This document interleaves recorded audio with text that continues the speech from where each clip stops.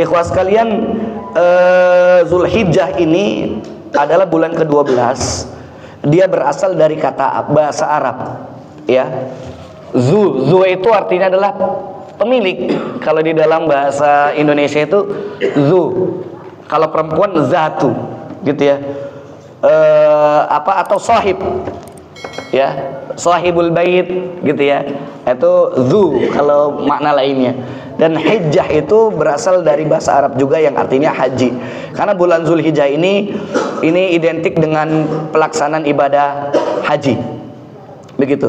Nah, ikhwas sekalian yang dimuliakan Allah Subhanahu wa taala, bulan Zulhijjah ini bulan yang penting bagi kehidupan kaum muslimin karena banyak sekali peristiwa-peristiwa besar yang dicatat dalam sejarah, termasuk urusan-urusan keagamaan yang hadir di bulan Zulhijjah ini.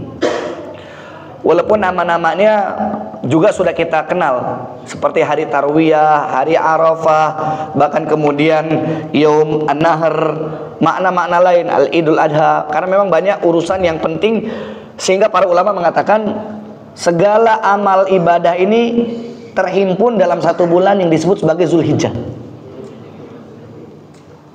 Oleh karenanya nanti akan kita sebutkan dalil-dalil yang menyebutkan ternyata Zulhijjah ini menjadi bulan yang paling mulia di hadapan Allah dan Rasulnya Sallallahu Alaihi Wasallam. Karena terkumpul semua amalan ibadah ada di sini, ikhwah sekalian. Semua amalan ibadah ada di sini, gitu ya. Bahkan ada amalan yang di sini yang tidak bisa dilakukan di bulan-bulan yang lainnya. Berbeda dengan Ramadan. Ramadan misalkan ada puasa, yang dikatakan puasa hanya di bulan Ramadan, begitu ya. Tetapi ketika kita tidak berpuasa, itu bisa kita qadha di bulan yang lainnya, gitu kan? Bisa ditunda. Beda dengan amalan seperti di bulan Zulhijjah, contohnya haji. Kita berhalangan haji di sini, apa bisa kita ganti nanti di haji yang lainnya, di haji menah, gitu? Nggak bisa, gitu ya. Nggak bisa, karena haji itu adalah terkait dengan makan wa zaman, terkait tempat dan waktu, begitu ya. Dan amalan-amalan lainnya, puasa di sini bisa, sholat malam di sini bisa, jihad, bahkan amalan-amalan itu diperintahkan untuk diperbanyak di bulan ini, kata Nabi Sallallahu Alaihi Wasallam. Hadis yang populer seputar Zulhijjah, kata Nabi Sallallahu Alaihi Wasallam, "Ma min ayyamin al-amalu sholeh fiha ahabu ilallahi azza wa jalla min hadhil ayyam." Tidaklah ada hari, kata Nabi Sallallahu Alaihi Wasallam, yang amal soleh itu, kebaikan itu, ikhwah, itu lebih Allah sukai untuk dikerjakan di hari-hari ini daripada hari-hari yang lainnya. Jadi segala macam bentuk amal itu Allah sukai untuk dikerjakan di bulan ini.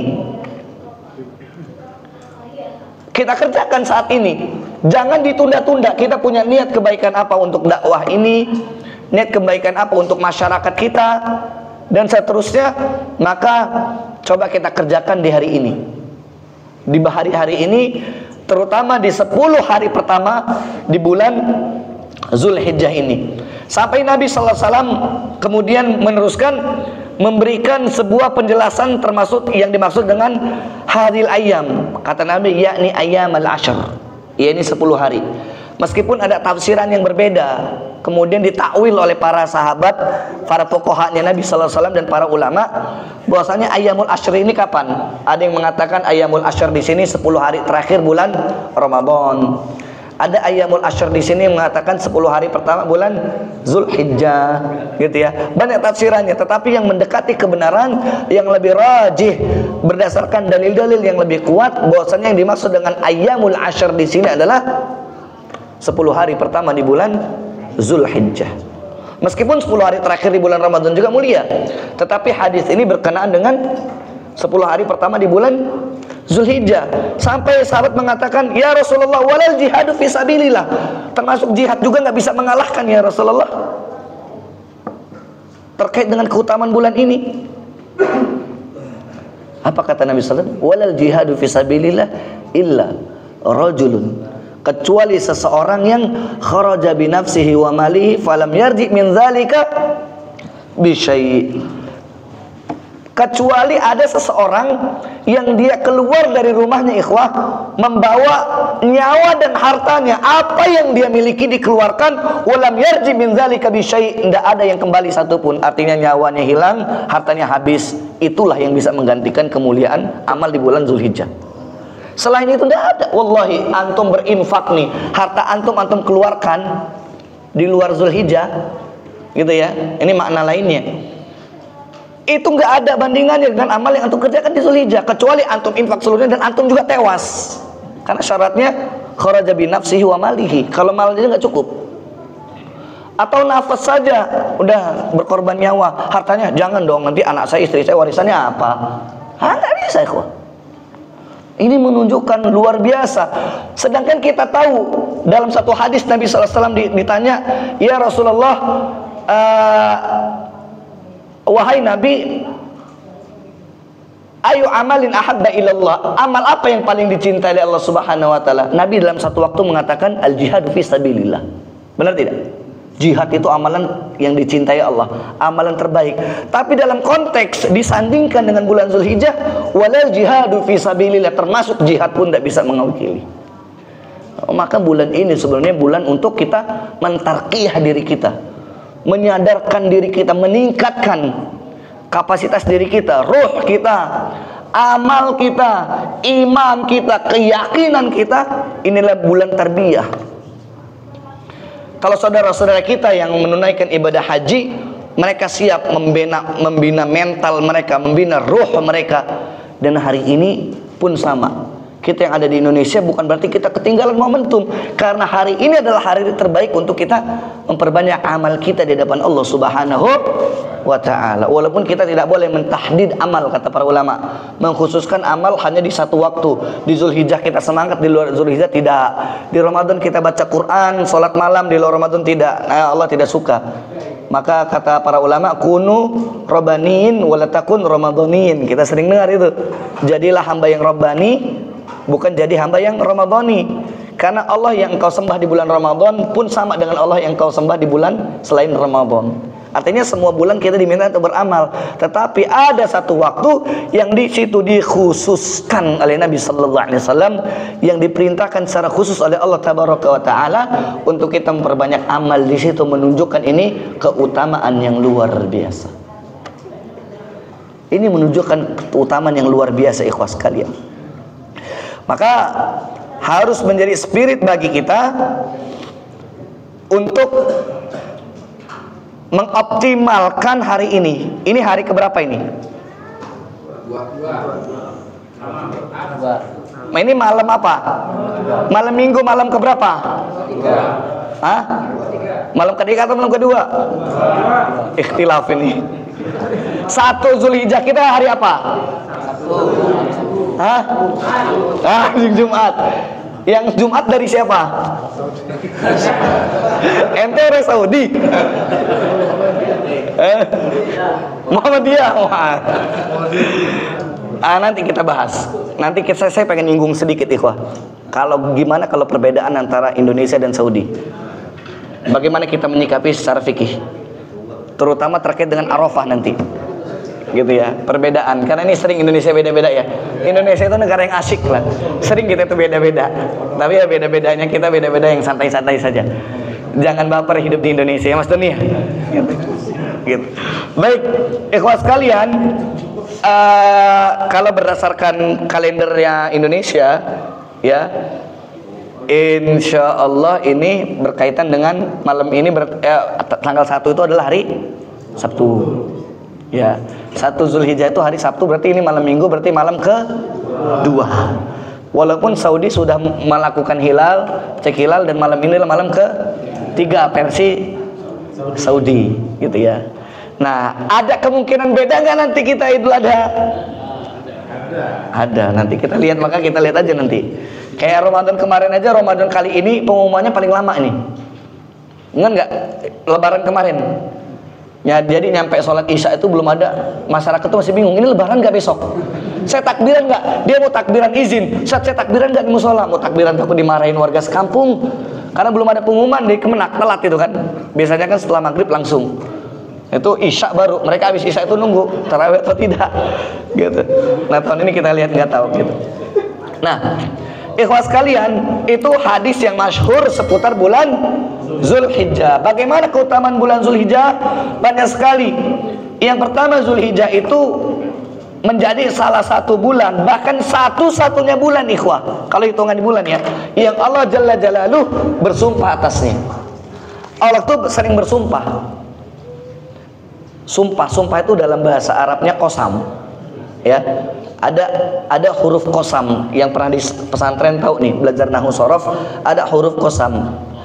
Huruf-huruf qasam, ada waw, ada ba, ada ta. Ya. Wallahi, billahi, tallahi, itu orang Arab.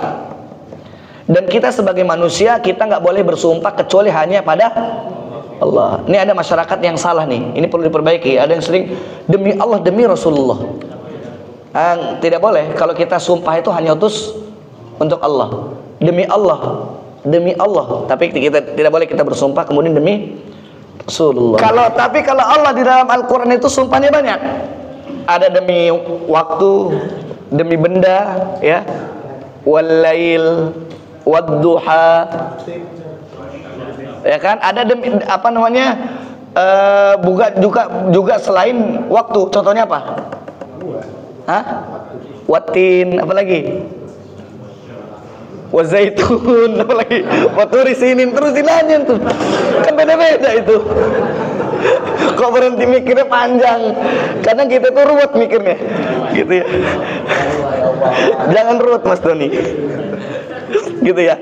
Jadi wow, gitu ya, itu sumpah. Allah boleh, tapi kalau kita tidak boleh. Nah, salah satu sumpahnya Allah terkait dengan bulan hanya ada di Layalil Ashr. Surah apa, Mas Tani? Surah apa? Walayalil Ashr. Surah Al-Quran, benar. Surah apa? Surah Al-Quran itu udah jawaban, udah benar itu. Surah apa? Surat Al-Quran, saat benar itu. Surah Al-Fajr, wal Fajr, juz berapa itu? Jangan lupa antum. Jangan mau sertifikasi aja ya, inget ya. Jadi apa namanya? Wal Fajr wal layalil ashr ini, para ulama, para mufassir, ahli tafsir mengatakan, ma makna layalil ashr fi hadhil ayah? Apa arti layalil ashr di ayat-ayat ini? Di ayat ini maksudnya adalah ashrul awail min syahri Zulhijjah, yaitu 10 hari pertama dari bulan Zulhijjah. Allah sampai bersumpah dengan hari ini, ikhwah. Allah sampai bersumpah dengan hari ini, menunjukkan hari ini adalah hari yang spesial. Ini mumpung kita belum terlambat ini. Mumpung kita belum terlambat. Mari sama-sama kita persiapkan. Entah ini 10 Zulhijjah yang keberapa dalam kehidupan kita, tapi mari sama-sama kita jadikan 10 Zulhijjah tahun ini, 10 hari pertama di Zulhijjah tahun ini adalah 10 Zulhijjah terbaik sepanjang hidup kita. Karena wallahi nggak ada yang tahu apakah Zulhijjah tahun depan kita masih bertemu. Belum tidak? Apa kita masih hidup Zulhijjah tahun depan? Wallahu ta'ala alam. Kita pengennya sih hidup. Ya enggak? Kita pengennya hidup. Manusia pengennya hidupnya lama, tapi saya pengen tahu. Kematian bukan soal usia, betul tidak? Allah ketika bersumpah dengan ayat ini, dengan hari-hari pertama di bulan Zulhijjah ini, menunjukkan ini sebuah waktu yang tidak boleh kita abaikan, ikhwah. Tidak boleh kita abaikan. Ini harus kita perhatikan. Ini adalah waktu untuk kita mengevaluasi diri kita. Ini waktu untuk kita merenung, bermuhasabah. Waktu untuk memikirkan amal terbaik kita selanjutnya. Ini adalah Zulhijjah. Gitu. Karena hanya di bulan ini Allah Subhanahu wa taala bersumpah. Kemudian yang kedua, keutamaan bulan Zulhijjah, ikhwah azakumullah, adalah dia hari-hari yang sudah ditentukan dan Allah memerintahkan kita untuk melakukan amalan. Banyak diantaranya yang disebutkan dalam ayat dan dalam hadis itu adalah kita diminta untuk banyak berzikir kepada Allah Subhanahu wa taala. Betul tidak? Bertasbih, bertahlil dan bertahmid. Di Al-Qur'an disebutkan, di hadis juga disebutkan. Gitu ya. Faksiru fiha minat tasbih wa tahlil wa takbir. Ini bukan cuma di hari raya nanti, sekarang nih. Subhanallah, subhanallah, subhanallah. Alhamdulillah, alhamdulillah, Allah akbar, tasbih. Kalau kita mau tasbih pakai tangan silakan, pakai jam digital silakan, pakai tasbih juga silakan. Nah, itu cara aja ikhwah. Cara itu tidak ada. Kalau ada yang nuduh-nuduh itu bid'ah, itu ini enggak. Itu hanya cara saja. Kita pakai tangan boleh, pakai jam digital, tasbih digital ada ya. Itu kan enak itu. Saya juga termasuk sekarang pakai tasbih digital, enak.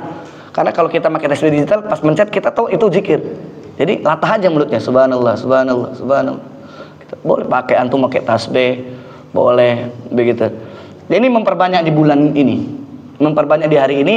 Bahkan kalau di ayat itu di surah Al-Hajj Allah mengatakan wa yadhkurusmallahi fi ayyamin ma'lumat ala ma razaqahum min bahimatil an'am. Memang kita diperintahkan di bulan ini itu untuk memperbanyak berzikir kepada Allah Jalla Jalaluh.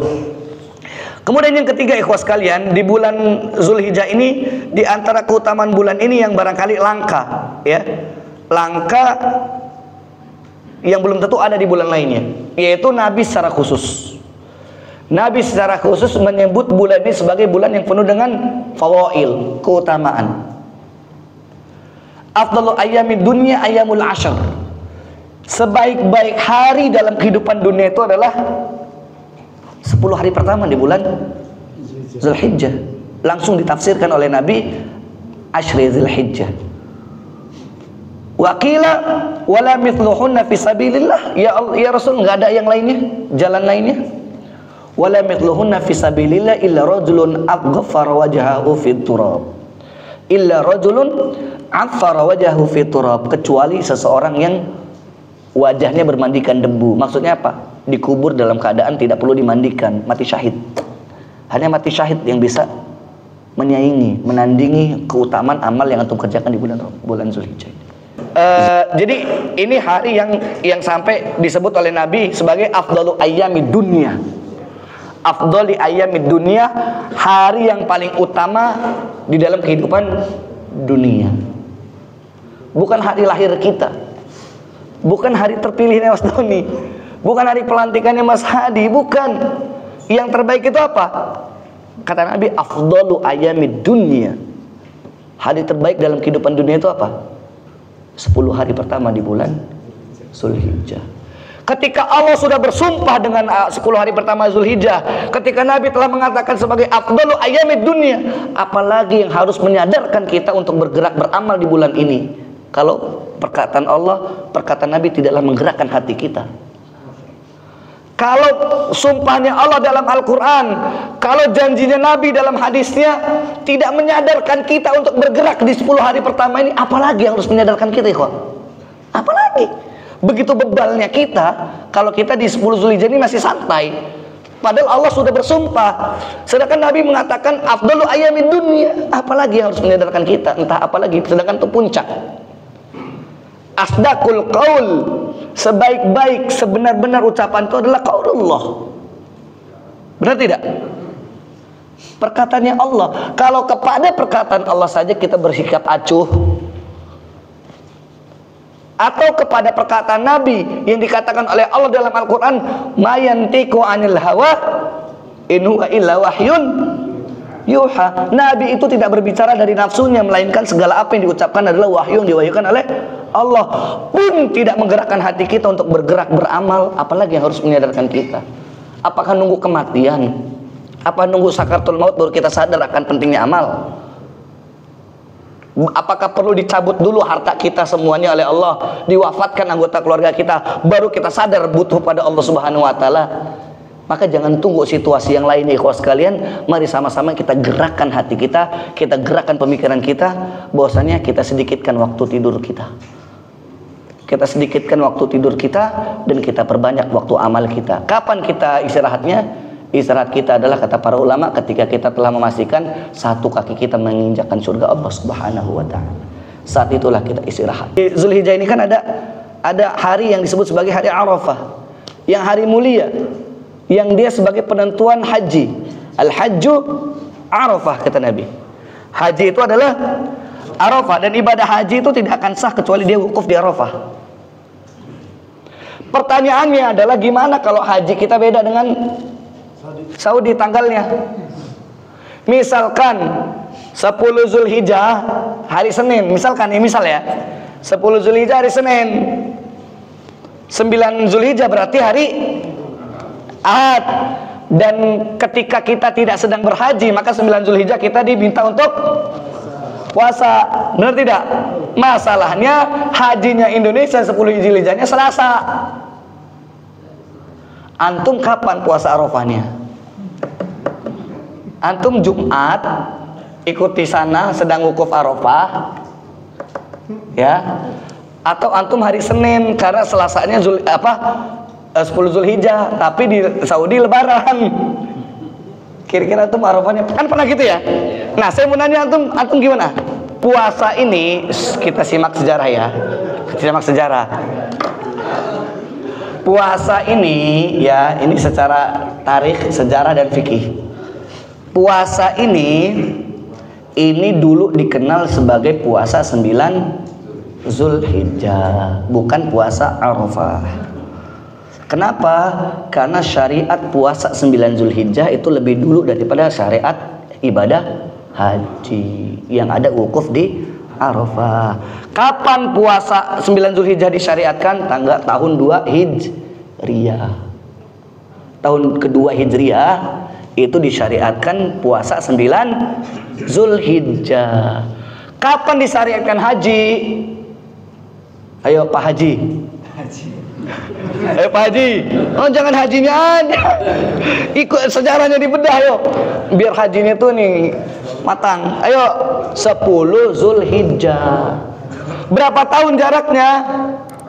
Jadi tahun 2, 3, 4, 5, 6, 7, 8, 9 para sahabat itu semua puasa 9 Zulhijjah.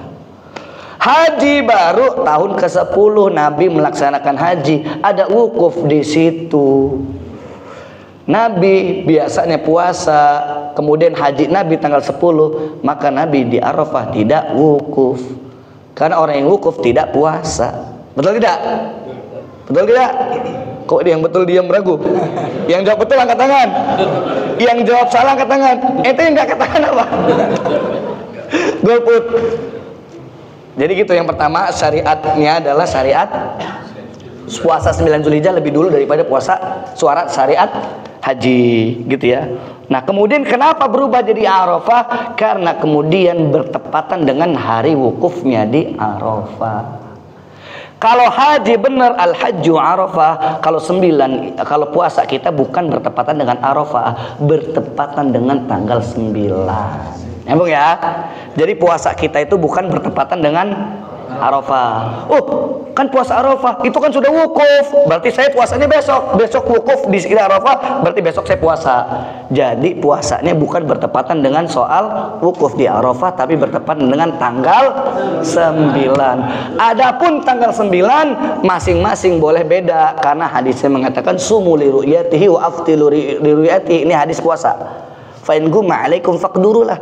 Puasalah ketika melihat hilal dan berbukalah melihat hilal. Kalau tidak lihat, genapkan 30 hari, itu Ramadan. Artinya adalah patokannya melihat hilal. Dan hilal satu negara dengan negara yang lain memungkinkan gak berbeda? Memungkinkan. Dan ini bukan peristiwa yang baru. Dulu ada seorang sahabat namanya Quraib. Dia itu di kota Madinah.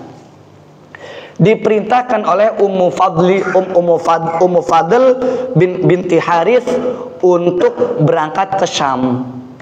Untuk berangkat ke Syam menemui Muawiyah. Sampai di tempat itu hari pertama Ramadan. Hari pertama Ramadan. Di Syam Muawiyah itu melihat hilal malam Jumat itu hari pertama Ramadan. Maka dia ikut puasa dengan Muawiyah dan sahabatnya, gitu ya. Dan yang ada di Syam pulang ke sini, ini sebulan, kembali dan ketemu dengan Ibnu Abbas. Melihat ditanya sama Ibnu Abbas, ya Quraib, bagaimana di Syam? Biasalah orang ketika habis berpisah kan. Kapan Muawiyah di sana puasa? Udah puasa? Iya. Di sana hilalnya malam Jumat itu berarti sudah tarawih. Ini peristiwa sahih dalam sejarah. Kemudian di Madinah bagaimana kata Quraib? Oh, di Madinah kita melihatnya malam Sabtu. Loh, kok tidak melihat di sana? Karena di sini tidak ikut sana saja.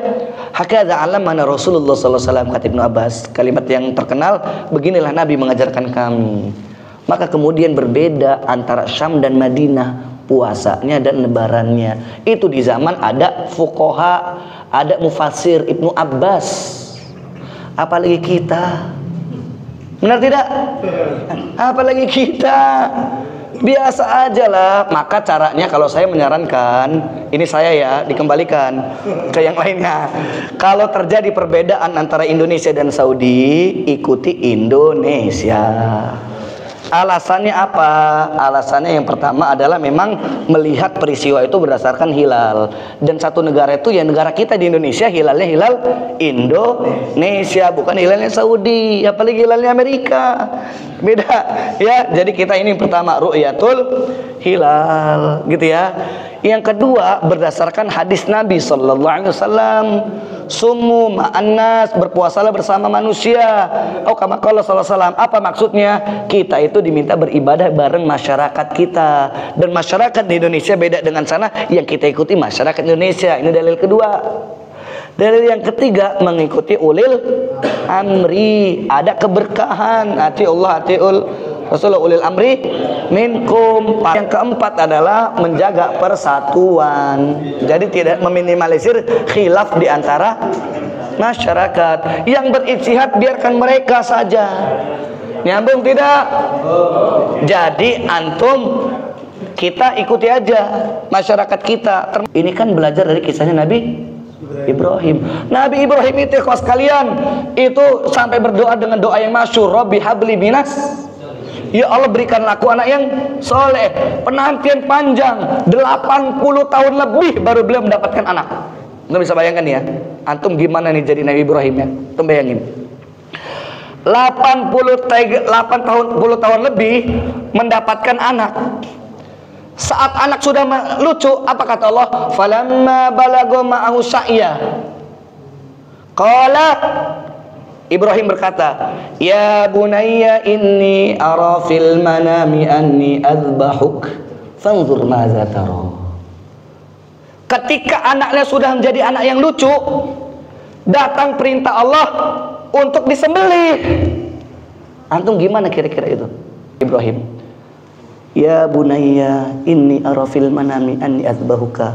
Wahai anakku, bunayya itu panggilan sayang.